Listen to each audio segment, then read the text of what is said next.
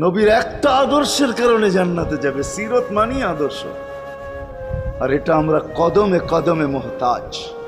কেননা এই ছোট জীবনটা যদি গ্রহণযোগ্যতা পর্যন্ত পৌঁছাইতে হয় আল্লাহর কাছে, চাই নারী হই, চাই যুবক হই, চাই বৃদ্ধ হই, যেই মানুষই হই না কেন, যেখানেরই হই না কেন, যেই বাসারই হই না কেন, যেই বর্ণেরই হই না কেন, যেই পেশারই হই না কেন, যেই সোসাইটিরই হই না কেন, এই জীবনটাকে যদি গ্রহণযোগ্যতা পর্যন্ত পৌঁছাইতে হয় কার কাছে? দুনিয়া আলাদের কাছে না, মালিকের কাছে, যিনি এক ফোঁটা পানির থেকে অস্তিত্ব দিছেন, যার কাছে আবার আমাদেরকে ফিরা যেতে হবে।